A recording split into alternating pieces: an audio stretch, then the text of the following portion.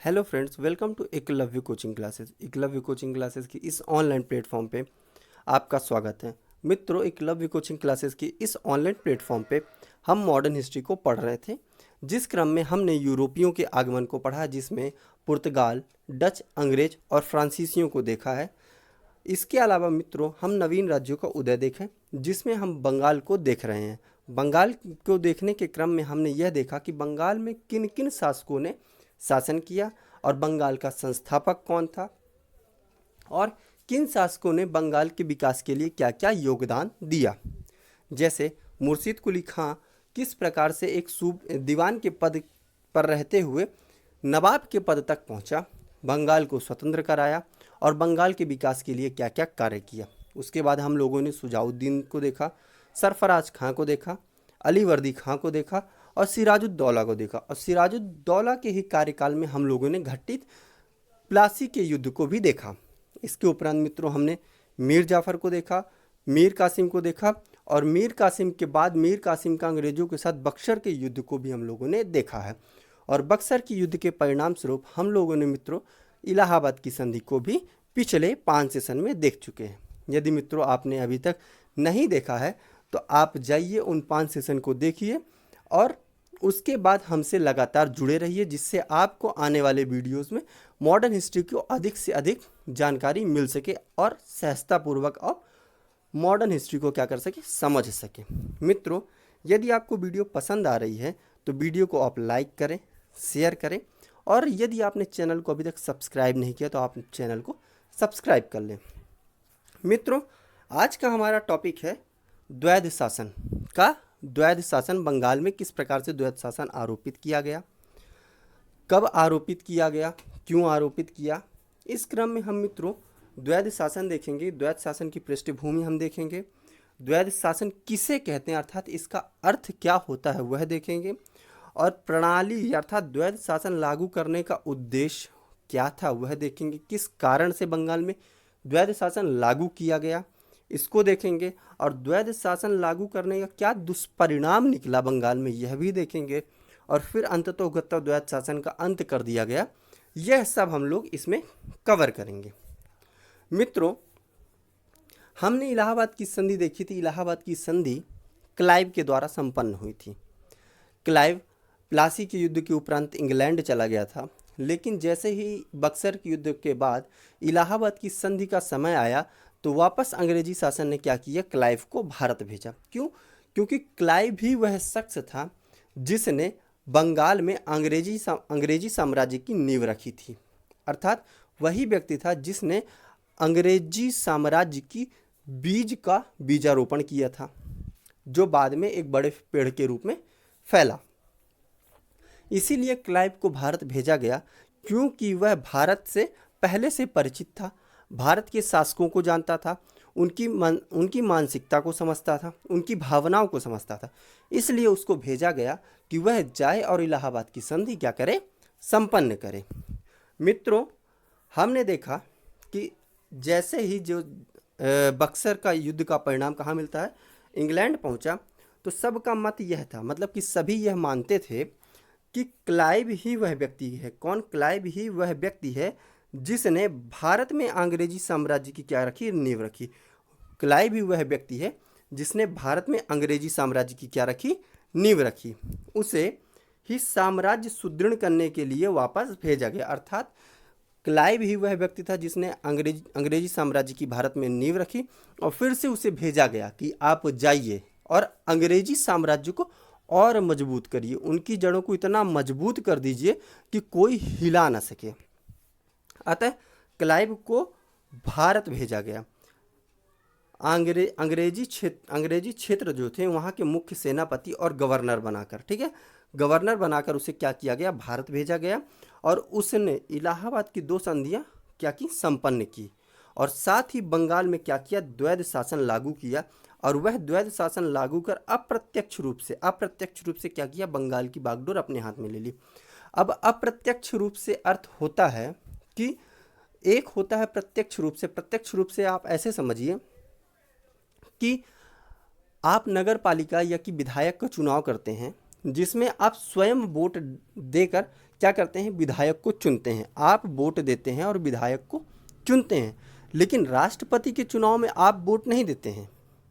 आप के द्वारा चुने गए विधायक या सांसद राष्ट्रपति को चुनते हैं, अर्थात जनता अप्रत्यक्ष रूप से राष्ट्रपति को निर्वाचित करती है, अर्थात राष्ट्रपति को जनता अप्रत्यक्ष रूप से चुनती है। ठीक है, तो अर्थात जनता सीधे सीधे राष्ट्रपति के चुनाव में वोट नहीं देगी, लेकिन जनता द्वारा चुने गए प्रतिनिधि तो उनको वोट देते हैं। तो अर्थात कहा जाए तो जनता अप्रत्यक्ष रूप से तो उनको वोट दे रही है। तो बस वही चीज़ है कि क्लाइव जो है सीधे सीधे बंगाल में शासन नहीं कर रहा था कि बंगाल का शासक किसे कहा जाए, क्लाइव हमारा शासक है, नहीं, अप्रत्यक्ष रूप से, अर्थात शासक जो था उसके हाथ क्लाइव पकड़ा हुआ था कि क्लाइव जो कहेगा शासक वही करेगा, अर्थात अप्रत्यक्ष रूप से शासन की बागडोर किसने ले ली थी अपने हाथ में, क्लाइव ने ले ली थी। इसीलिए यहाँ पे लिखा है कि अप्रत्यक्ष रूप से बंगाल के शासन की बागडोर अपने हाथ में ले ली। मित्रों, हम आगे बढ़ें उससे पहले हम कुछ शब्दों को जान लें जो द्वैध शासन में आएंगे। जैसे आएगा सूबेदार और दीवान, अर्थात सूबेदार और दीवान किसे कहते हैं। इसके अलावा मित्रों हम यह जान लें कि जो द्वैध शासन था वह द्वैध शासन की संकल्पना का प्रतिपादक कौन था। ठीक है ना, अर्थात द्वैध शासन के जो शब्द है, द्वैध शासन शब्द का उल्लेख या जन्मदाता किसे कहा जाता है। तो मित्रों, जो द्वैध शासक का जनक है, जनक लियोकार्टिस को माना जाता है। किसे माना जाता है, लियोकार्टिस को, अर्थात द्वैध शासक का जनक किसे माना जाएगा, कभी पूछता है तो लियोकार्टिस को माना जाता है। ठीक है, इसके अलावा जो मित्रों हम लोग ऐसे समझ सकते हैं कि जब मुगल साम्राज्य था तो मुगल साम्राज्य के दो प्रमुख अधिकारी हुआ करते थे। मुगल साम्राज्य के दो प्रमुख अधिकारी हुआ करते थे जिनके माध्यम से मुगल शासक क्या करते थे, राज्यों में शासन करते थे। अब वो कौन से प्रमुख अधिकारी हैं, आपके मन में यह सवाल उठ रहा होगा। तो मित्रों, एक होता था सूबेदार, एक होता था दीवान। एक कौन होता था, सूबेदार, एक होता था दीवान। तो सूबेदार किसे कहते हैं, तो आपको यह भी जानना पड़ेगा सूबेदार होता कौन था। तो सूबेदार को दूसरे शब्दों में क्या कहा जाता था, निजाम। सूबेदार को ही क्या कहा जाता था, निजाम। आप जब पढ़ेंगे हैदराबाद, तो हैदराबाद में जब हम पढ़ते हैं हैदराबाद का संस्थापक, तो वहाँ पे हम लोग देखते हैं निजाम उल मुल्क। ठीक है ना, तो निजाम क्या है, निजाम एक प्रकार का सूबेदार होता है। ठीक है, तो सूबेदार जिसे दूसरे शब्दों में निजाम कहा जाता था, अर्थात निजाम का कार्य क्या होता था, सूबेदार का कार्य क्या होता था, तो वह सैनिक, प्रतिरक्षा, पुलिस एवं न्याय प्रशासन से जुड़ा था। ठीक है, अर्थात जो सूबेदार हुआ करता था वह राज्य की रक्षा करेगा। ठीक है, न्याय प्रशासन को देखेगा, पुलिस व्यवस्था को देखेगा, इन सब को देखने वाला व्यक्ति क्या कहलाता था, सूबेदार या निजाम कहलाता था। इसके बाद दूसरा शब्द आता है मित्रों, दीवान।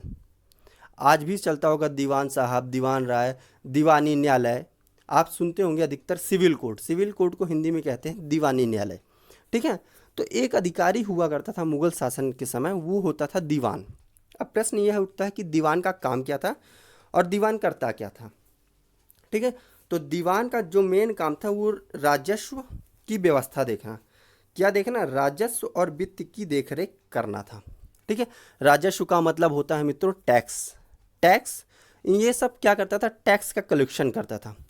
ठीक है ना, आप देखते होंगे इस समय हमारे यहाँ का अगर राजस्व विभाग देखा जाए तो राजस्व मंत्रालय भी होता है, जिसे हम लोग दूसरे शब्दों में वित्त मंत्रालय भी कह सकते हैं।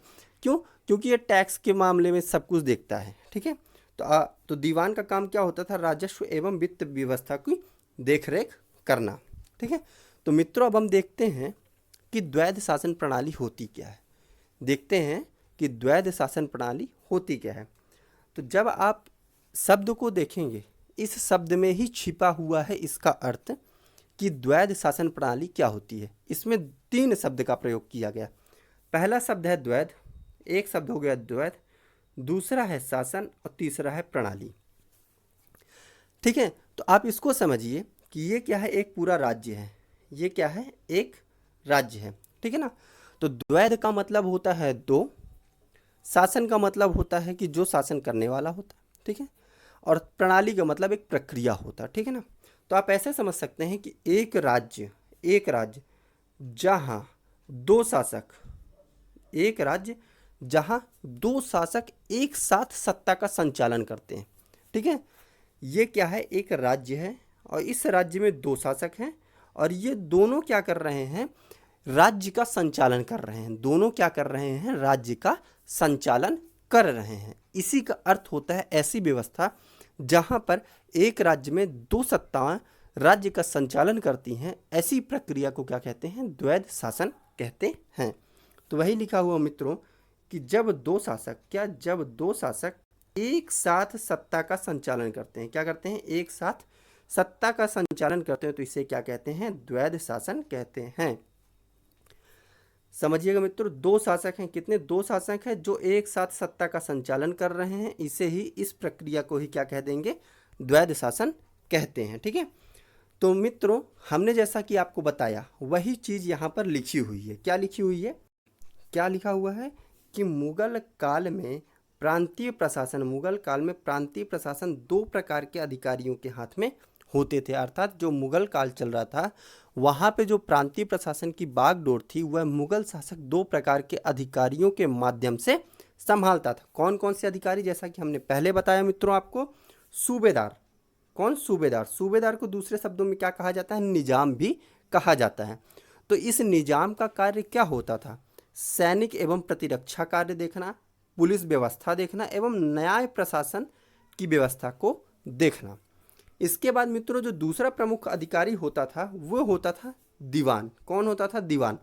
हमने आपको पहले ही बताया कि दीवान का काम क्या होता था, राजस्व एवं वित्त व्यवस्था की देखरेख करना। और यह दोनों ही अधिकारी केंद्र सरकार के प्रति उत्तरदायी होते थे। अब आपके मन में ये ख्याल नहीं आना चाहिए कि केंद्र सरकार शब्द का प्रयोग क्यों किया गया। केंद्र का मतलब होता है कि वहाँ पे उस समय मुगल शासक क्या था, सेंट्रलाइज्ड था, क्योंकि वही सभी जगह क्या करता था, अधिकारियों की नियुक्ति करता था। और जितने भी अधिकारी होते थे वह सब मुगल शासक के प्रति क्या होते थे, उत्तरदायी होते थे। इसलिए यहाँ पे जो केंद्र सरकार शब्द का प्रयोग किया गया है वह किया गया है मुगल प्रशासन के लिए, मुगल शासक के लिए, कि जो मुगल शासक होता था उसके लिए यहाँ पर केंद्र सरकार शब्द का क्या किया गया है, प्रयोग किया गया है। इसके बाद मित्रों हम लोग जानते हैं कि 12 अगस्त 1765, कब, 12 अगस्त 1765 को क्या हुआ था, इलाहाबाद की प्रथम संधि हुई थी। हमने आपको पहले के सेशन वाले वीडियो में बताया, इससे जस्ट पहले की वीडियो में हमने बताया है कि इलाहाबाद की जो पहली संधि हुई थी वह हुई थी क्लाइव और मुगल शासक शाह आलम द्वितीय के मध्य हुई थी। ठीक है, तो यही लिखा हुआ है कि 12 अगस्त 1765 में एक फरमान के अनुसार शाह आलम अर्थात मुगल शासक शाह आलम द्वितीय ने 26 लाख रुपए के बदले, हमने आपको बताया था कि 26 लाख रुपए के बदले बंगाल, बिहार, उड़ीसा इनकी क्या दे दी थी, दीवानी दे दी थी। किसको दे दी थी, दीवानी, कंपनी को।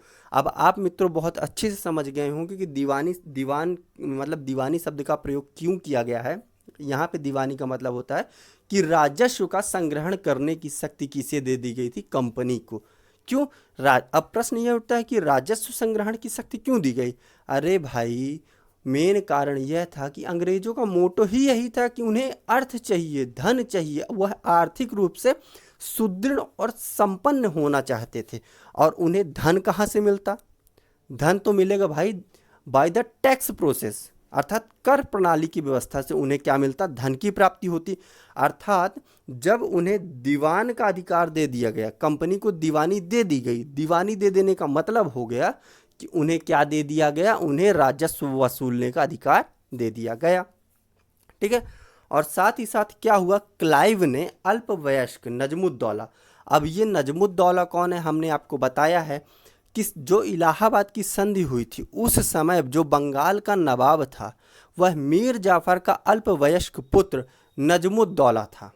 ठीक है, तो जाहिर सी बात है कि क्लाइव बंगाल के मामले में यदि किसी से संधि करेगा तो बंगाल के नवाब से करेगा। तो उस समय बंगाल का नवाब कौन था, तो बंगाल का नवाब था अल्पवयस्क नजमुद्दौला। तो इसके साथ क्या किया, क्लाइव ने संधि किया। मित्रों आपसे कभी प्रश्न पूछ सकता है कि इलाहाबाद की संधि इलाहाबाद की दोनों संधि के समय बंगाल का नवाब कौन था? मीर कासिम, मीर जाफ़र, नजमुद्दौला, उपरोक्त में से कोई नहीं। तो अधिकांशतः लोग कंफ्यूज हो जाएंगे मीर जाफ़र।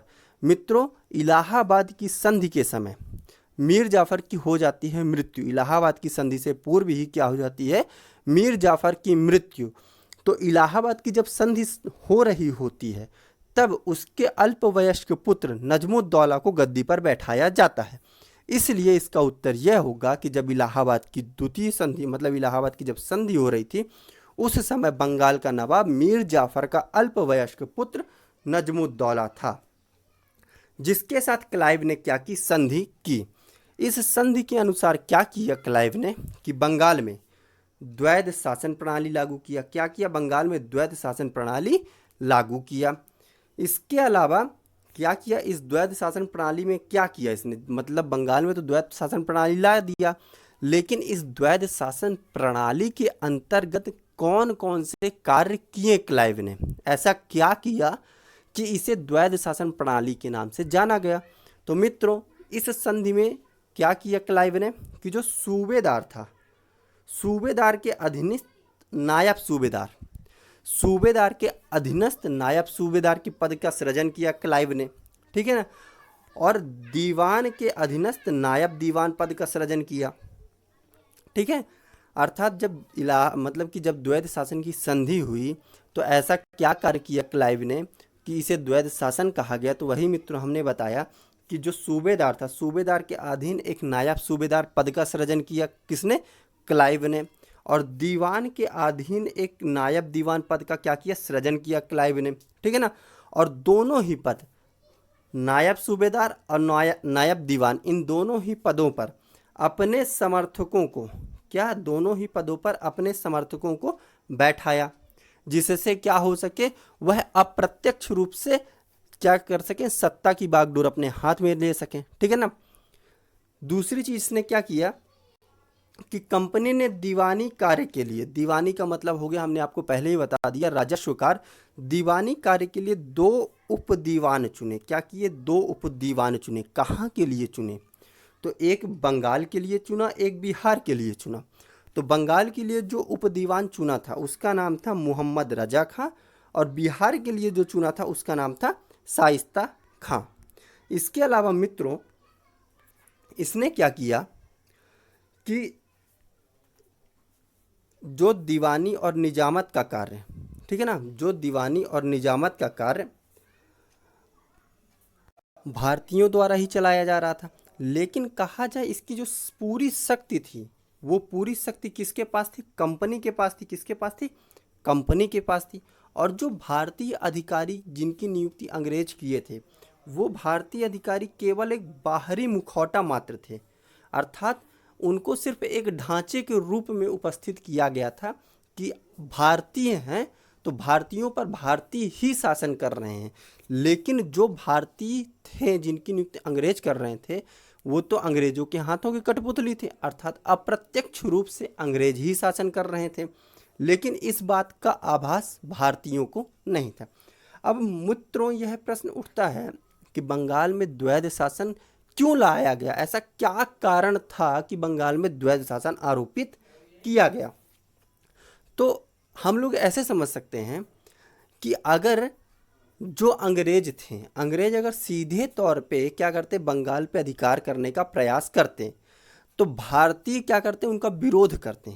क्या करते? भारतीय लोग उनका क्या करते? विरोध करते। और क्या होता? जब विरोध होता तो वह जिस उद्देश्य के साथ भारत में आए थे वह उद्देश्य उनका पूर्ण ना होता, ठीक है ना।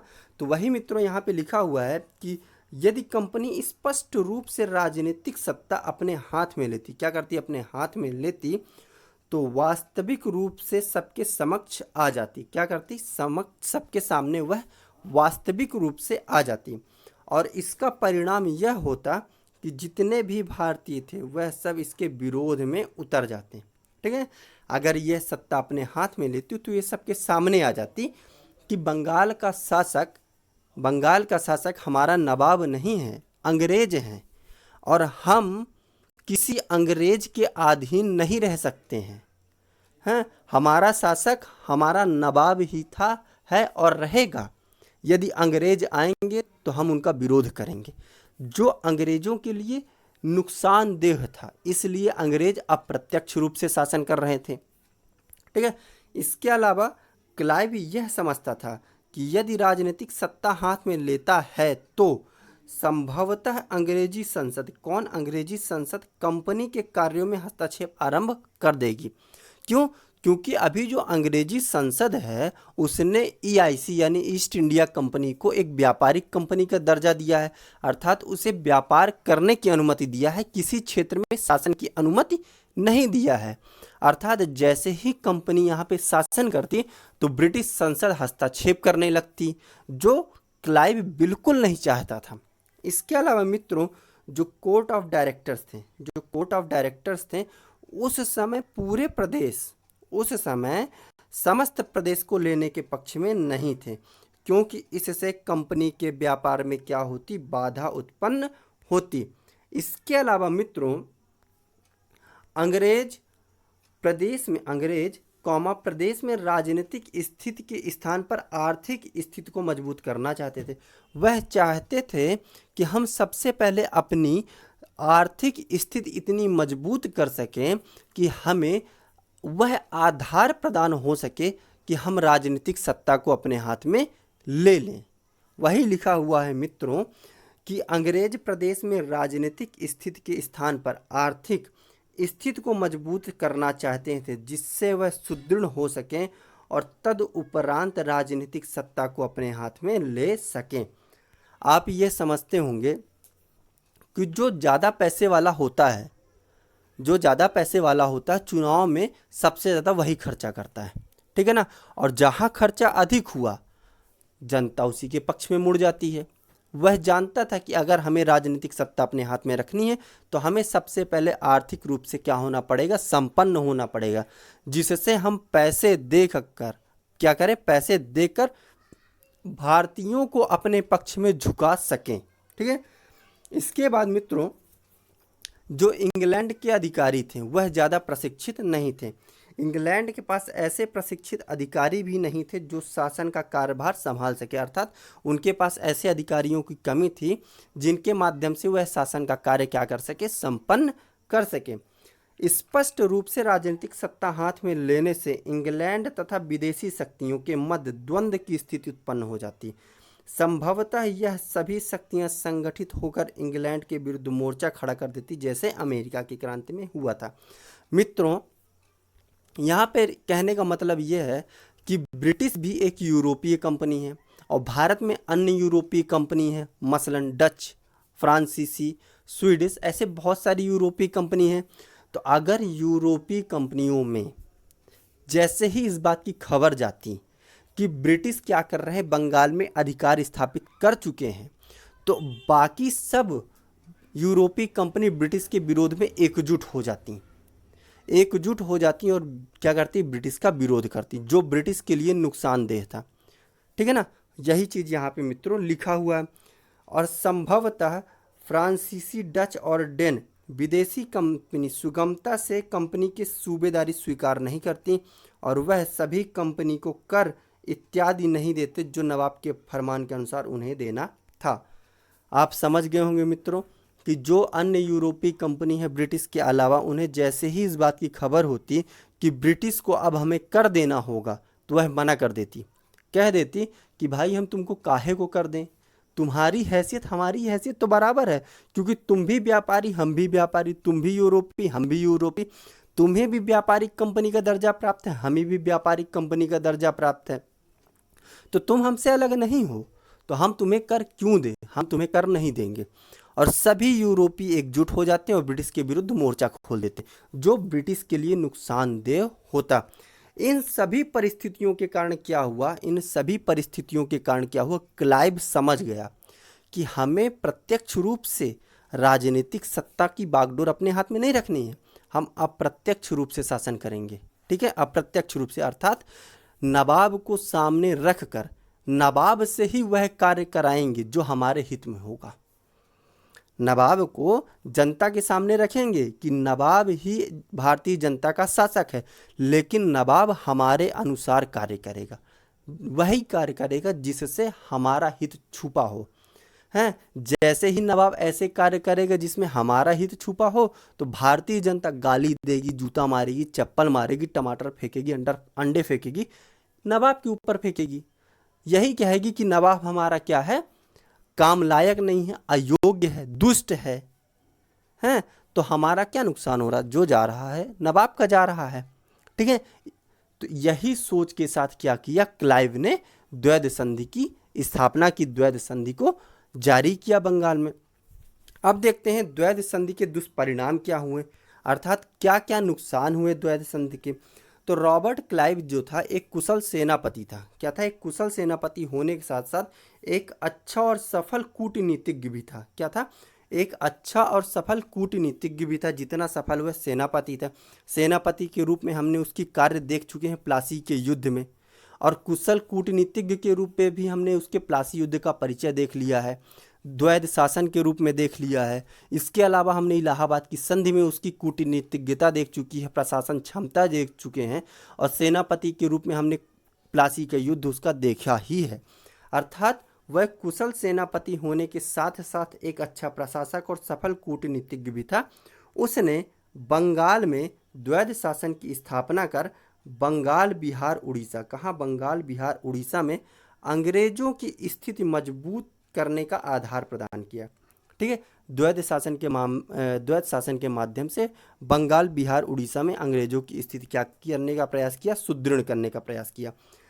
इस शासन प्रबंधन से कंपनी की आय, यहाँ पे आय है, ये आय, ठीक है ना, ये जो व्यवस्था थी इस माध्यम से कंपनी के आय में वृद्धि हुई। क्या हुई, कंपनी के आय में वृद्धि हुई। किंतु यह जो व्यवस्था लागू किया था, इस व्यवस्था में कुछ दिन के उपरांत ही, कुछ दिनों बाद ही अनेक प्रकार के दोष समाहित होने लगे।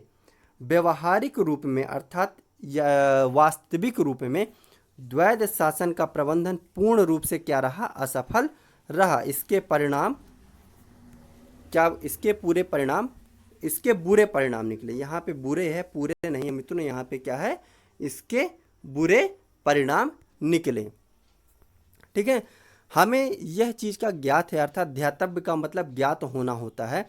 ध्यातव्य है कि जब एक ही क्षेत्र में, हमने पहले ही बताया द्वैध शासन का मतलब क्या होता है, ध्यातव्य है कि जब एक ही क्षेत्र में दो शक्तियां शासन करें तो उसे क्या कहा जाता है, द्वैध शासन प्रणाली कहा जाता है। स्पष्टतः इन दोनों शक्तियों के मध्य, अर्थात ये जो दो शक्तियां एक ही क्षेत्र में शासन कर रही हैं, इन दोनों के मध्य क्या होता है, शक्ति और विषयों का बंटवारा स्पष्ट रूप से नहीं होता।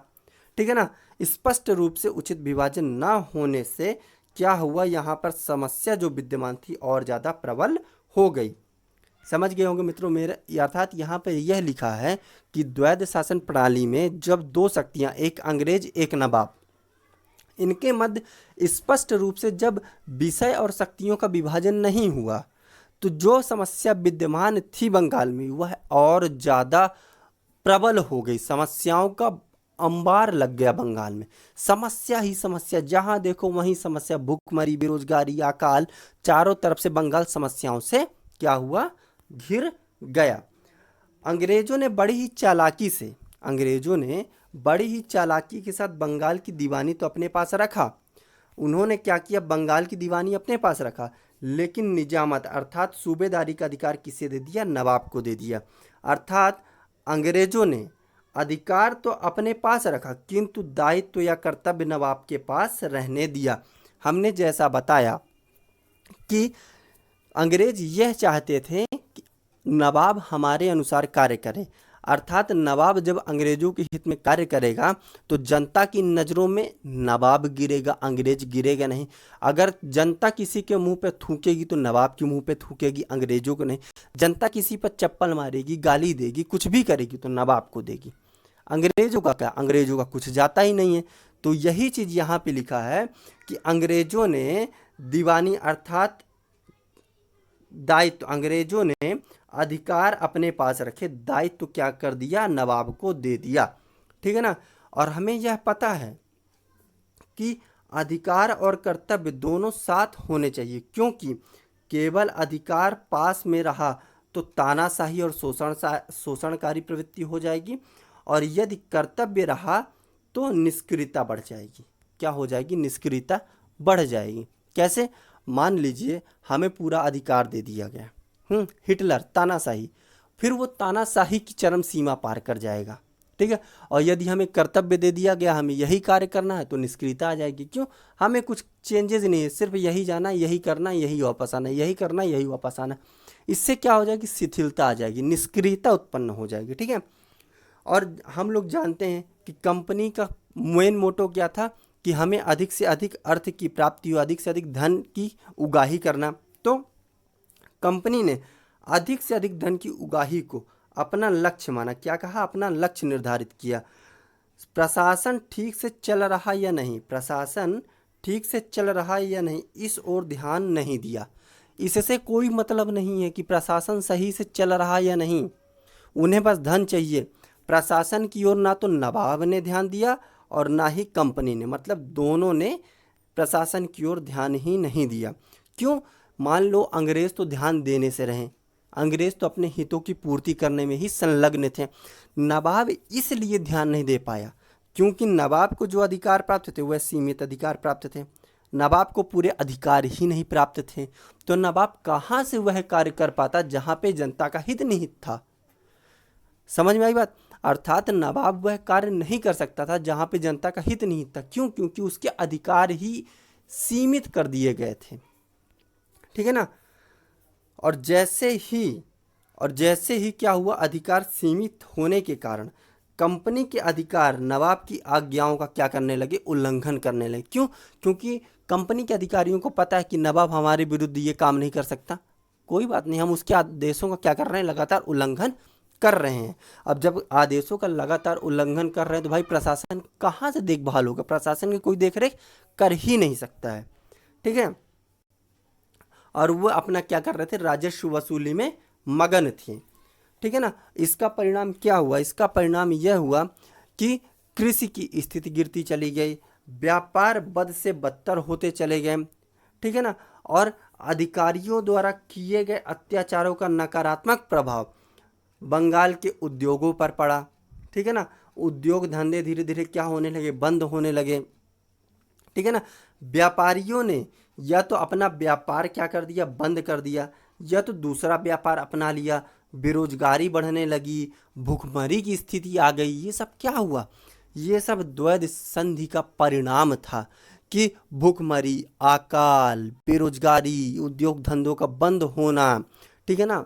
लोगों अनाज के लिए तिल तिल मर रहे थे। ये सब द्वैध संधि का कारण था। क्यों, क्योंकि पहली चीज तो नवाब कुछ कर नहीं पा रहा था, नवाब इसलिए नहीं कर पा रहा था, उसके अधिकार सीमित थे।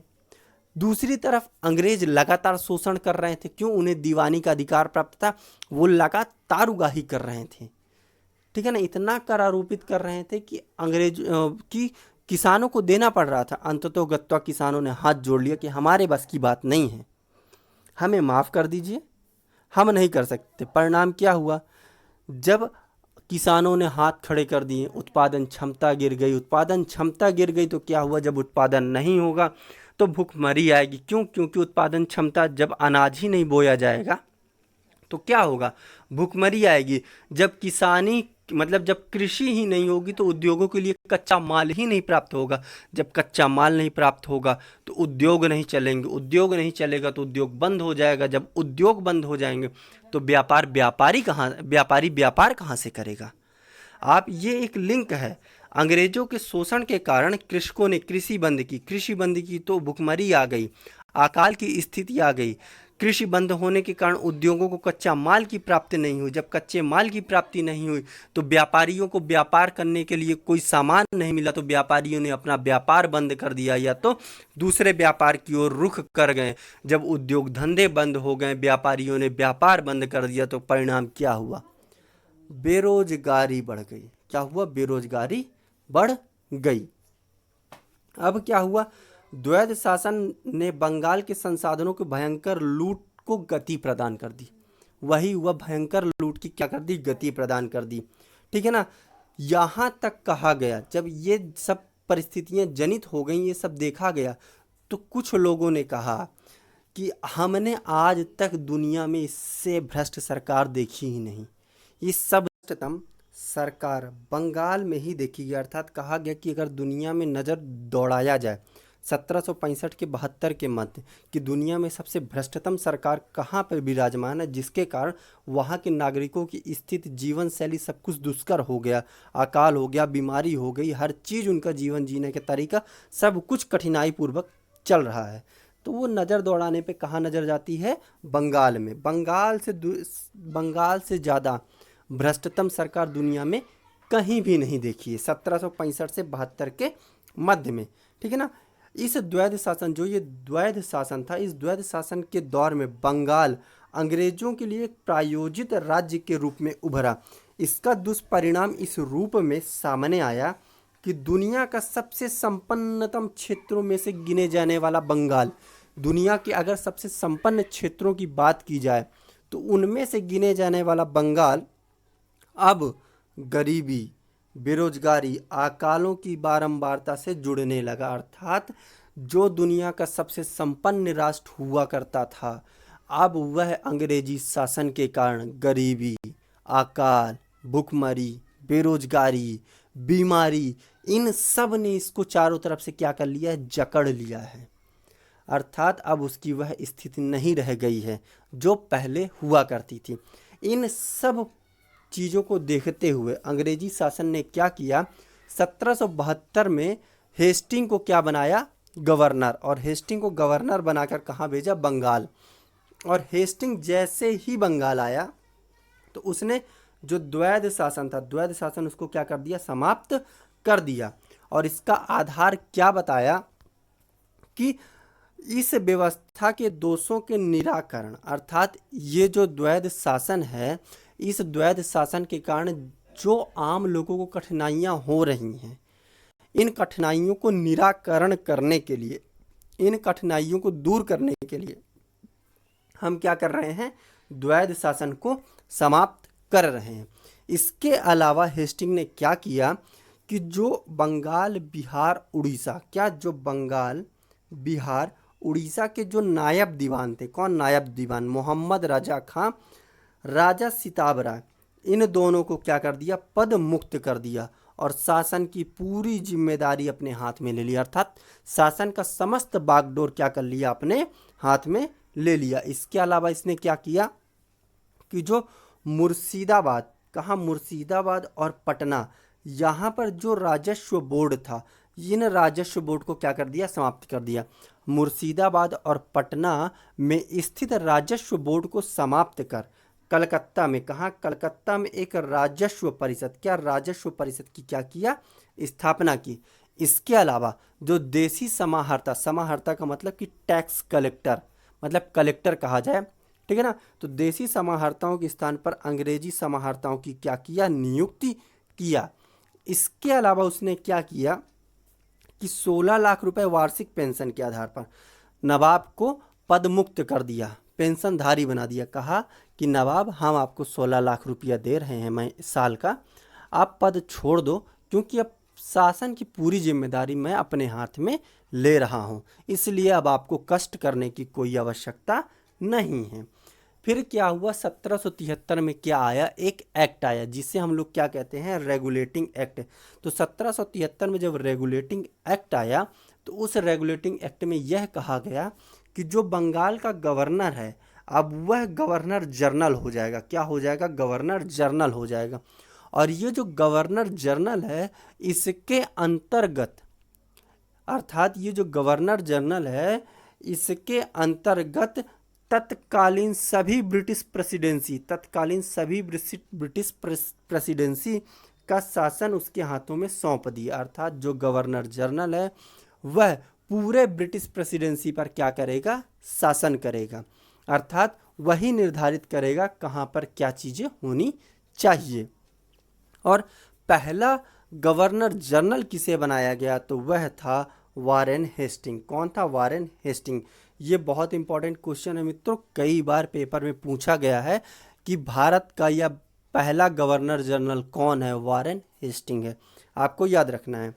ठीक है, तो इस तरह बंगाल भारत में ब्रिटिश राजनीति का क्या बन गया? केंद्र बन गया। आप देखे होंगे कि बंगाल ही वह केंद्र था जहाँ पे ब्रिटिश ने अधिकांश समय तक शासन किया और बंगाल से ही पूरे भारत में क्या किया? अपने साम्राज्य का धीरे धीरे अपने सत्ता का विस्तार किया। वहीं पर लिखा हुआ है चीज कि बंगाल ही वह क्षेत्र था जिसने ब्रिटिश राजनीति का क्या बना? केंद्र बना, गढ़ बना, और कंपनी ने यहीं से अपने साम्राज्य का धीरे धीरे विस्तार की प्रक्रिया को क्या किया? प्रारंभ किया। उम्मीद करते हैं मित्रों आपको पूरी बात हमारी समझ में आई होगी। आज का सेशन यहीं पर क्या होता है? समाप्त होता है। मित्रों, यदि आपको हमारी वीडियो पसंद आ रही हैं तो आप वीडियो को लाइक करें, शेयर करें और सब्सक्राइब करें। और यदि आपको किसी भी प्रकार की कोई क्वेरी है, कोई क्वेश्चन है, तो आप कमेंट कर सकते हैं या आप इस नंबर पे हमसे संपर्क कर सकते हैं। और यद मतलब कि मित्रों आज का सेशन यहीं पर समाप्त तो होता है, लेकिन अगले सेशन में मतलब कि आज हमारा बंगाल पूरी तरह से समाप्त हो गया। कहा जाए तो द्वैध शासन आखिरी सेशन था जहां पर हमें बंगाल समाप्त कर दिया। अब हमारा जो अगला सेशन आएगा मित्रों वह आएगा कर्नाटक और मैसूर। हम लोग उसमें कर्नाटक के युद्ध देखेंगे, मैसूर के युद्ध देखेंगे। आज हमारा बंगाल पूरी तरह से समाप्त हो गया। यदि आप चाहेंगे तो हम यूरोपियों के आगमन और बंगाल से संबंधित प्रश्नों की श्रृंखला इस YouTube चैनल अर्थात एकलव्य कोचिंग क्लासेस के ऑनलाइन प्लेटफॉर्म पे लाएंगे, वो भी लाइव, यदि आप चाहेंगे तब। इसके लिए मित्रों आपको कमेंट बॉक्स में हमें बताना होगा कि हाँ हम चाहते हैं कि आप प्रश्नों की श्रृंखला लाएं। ठीक है मित्रों, अब हमारा जो अगला सेशन आएगा वो आएगा कर्नाटक और मैसूर। आज हमारा बंगाल यहीं पर क्या होता है? समाप्त होता है।